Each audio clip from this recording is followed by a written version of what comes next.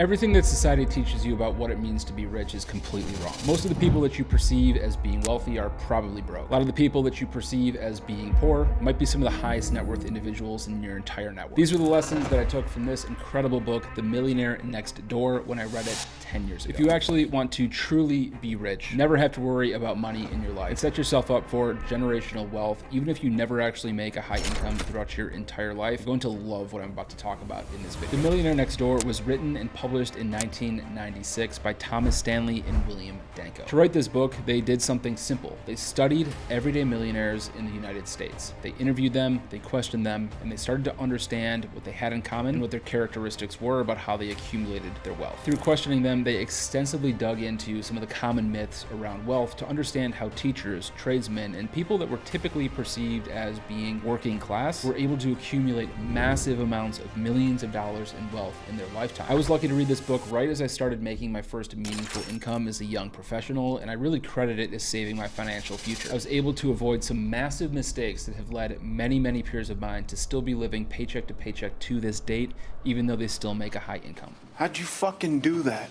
Here is what I learned from The Millionaire Next Door. First of all, the biggest money lesson that I took from this book is that it's always important to live below your means. It doesn't matter how much money you make, my friends, it matters how much money you keep. Let's first define what it means to be financially rich. Creating wealth is simply accumulating assets and holding on to them. By definition then, in order to become rich, you must have wealth that exceeds your immediate needs. This being true, there's only two ways to become rich. Number one, you inherit a sum of money. You have a trust, or maybe you win the lottery or come into some other form of a windfall. Option two, you need to save it. You accumulate it over time by spending less than you earn. For most of us, we're gonna fall into bucket number two. If you're in bucket number one, congratulations. This accumulation of wealth and understanding how to do it is really where the power of this book comes from. In the book, they describe two different types of income earners: under accumulators of wealth and prodigious accumulators of wealth. For the rest of this video, I'm just gonna call them UAWs and PAWs because I just realized I don't know how to pronounce prodigious. Feel free to grill me in the comments. Put simply, PAWs are where we want to be. UAWs focus on material items. They focus on designer goods. They focus on being perceived as high status, which explains exactly what I was talking about when I opened this video. They sacrifice their own wealth accumulation in exchange for this status and compromise their financial future. PAWs, on the other hand, is where we want to be. They save a significant amount of their income.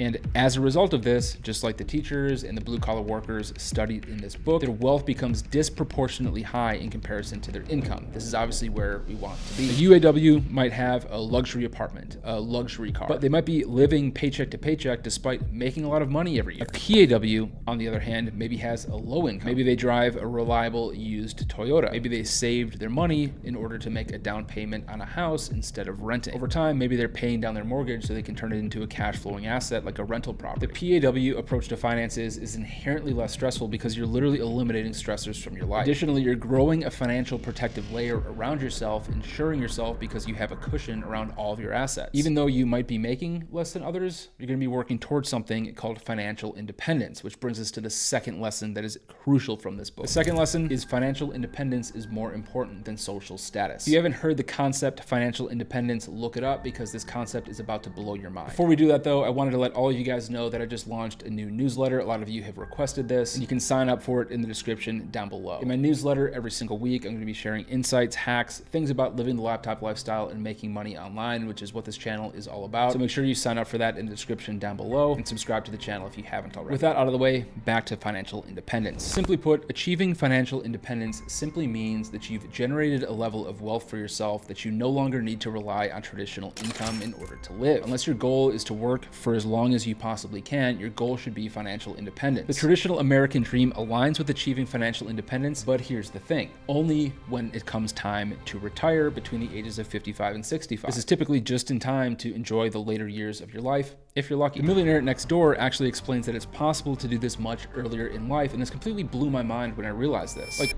what are we doing? Most people have no idea that this is even possible, that it's possible to retire early. The status quo is to retire late in life, so why would you do anything different? As a result of not knowing this, people end up trading this potential early retirement in exchange for material goods and chasing status, not realizing the trade-off that they're making. Let me ask you this: if you were given the choice today to drive a reliable Toyota for the next 10 to 15 years so you could save significantly more of your income and retire at the end of those 15 years, or you could drive a Mercedes and retire between the ages of 55 and 65, which would you choose? A car is just simply not worth decades of extra work, but this is exactly the trade-off that 99% of people are making. 99% of people end up retiring way later in life, or like recent generations, not retiring or having the chance to retire at all because they make these terrible financial decisions early in life, not realizing the implications. They choose material items and expensive goods as ways of displaying their success. But the truly wealthy, like I alluded to in this video, are doing the exact opposite. In fact, I'll leave you with this. The wealthiest man in the world owns many of these luxury brands like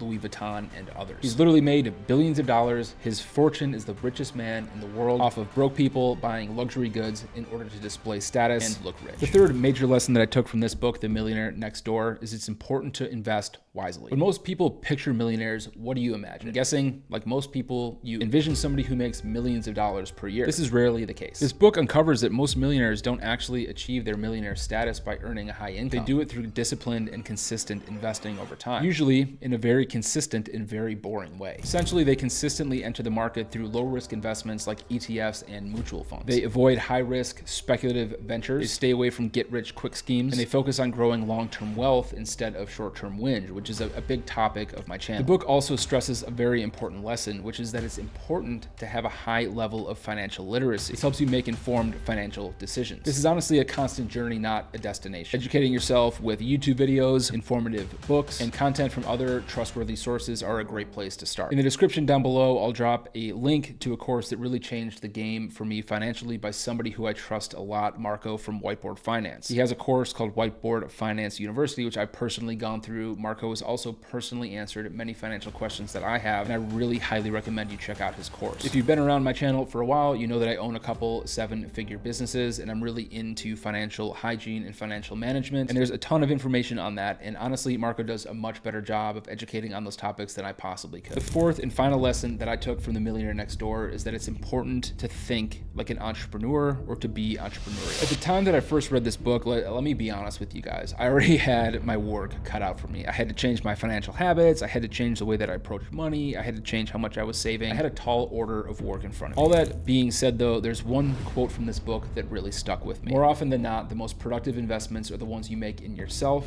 and your own enterprise. According to this book, many of the people that were millionaires were self-employed in some way, or they owned their own small business versus being a high income earner. I really credit this book with really motivating me to get myself in gear when it came to starting my own business and becoming entrepreneurial rich. This really changed my mind around what I wanted to do with my life, going from wanting to be a high income employee, maybe being a CEO at some point, to wanting to start my own business and do something for myself. I've owned my own business for the last 8 years. It now does $1 million per year just for my agency, not including the other businesses that I have on my plate. And even though there was some short-term sacrifice, initially when I left my job, I was earning less than I was earning at my job. But over time, I've multiplied my income potential many, many factors high than I ever would have been able to achieve as a wage working employee. If you're watching this video and you're thinking to yourself, I want to start a business, but I just don't know how, or I need some inspiration, I'd encourage you to check out this video right here where I talk about my own personal journey, going from an initial $150 investment with no experience to building the 7-figure business per year that I run today. I'd also encourage you to check out my website. I just launched it in the description down below. It's just davidschleis.com. On there, I've got a ton of different courses that I've personally taken, some that I've created, but some by people that I truly